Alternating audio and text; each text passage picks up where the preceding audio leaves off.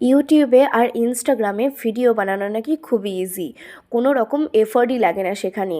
হ্যাঁ, এই ধারণাটা যাদের মনে এতদিন ধরে ছিল, আমি তোমাদেরকে একটা কথাই বলবো যে তোমরা প্লিজ এই ভিডিওটা একদম শেষ পর্যন্ত দেখো।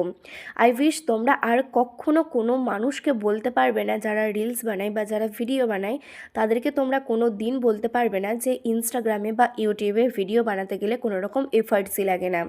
তো চলো আর বেশি বকবক না করে ভিডিওটা শুরু করি। তো হ্যালো, আমি মন and welcome back to my another video. তো আজকের ভিডিওতে কি টপিক নিয়ে আমি তোমাদের সাথে আলোচনা করতে চলেছি সেটা তোমরা এতক্ষণে ভিডিওটা শুনে বুঝতেই পেরে গেছো। হ্যাঁ, তোমাদের অনেকের মনেই ধারণা এটা যে ভিডিও বানাতে গেলে হয়তো কোনো রকম এফার্টসই লাগে না, কিন্তু না, তোমাদের এই ধারণাটা কিন্তু সম্পূর্ণ ভুল। আবার তোমাদের অনেকের মনে এটাই ধারণা যে আমরা তো মেয়ে, আমাদেরকে তো কোনো রকম এফার্টস দিতেই হয় না ভিডিওতে, আমরা যা করব সেটাতেই আমরা ভাইরাল। কিন্তু এই কথাটা একদমই ভুল কথা। আমরা যারা মেয়েরা ভিডিও বানাই তারাই একমাত্র বুঝি যে মেয়েদের ভিডিও বানাতে গেলেও অনেক রকমের প্রবলেমের মধ্যে দিয়ে যেতে হয় তাদেরকে। যেমন তোমরা আমার কথাই ধরো, আমি সত্যি কথা বলতে গেলে এখনও পর্যন্ত না শাড়ি টাড়ি পরতে তেমনভাবে পারিই না। তো সেই জন্য কিন্তু আমার কাছে যা ড্রেস থাকে আমি সেগুলো দিয়েই মোটামুটি ভিডিও টিডিও বানাই। আর দেখো, আমি যেহেতু গ্রামের দিকে থাকি তাই গ্রামের দিকের মানুষজন কিন্তু এই ইনস্টাগ্রামে রিলস বানানো, ইউটিউবে ভিডিও বানানো, এগুলো না খুব একটা তেমন ভালো চোখে দেখে না।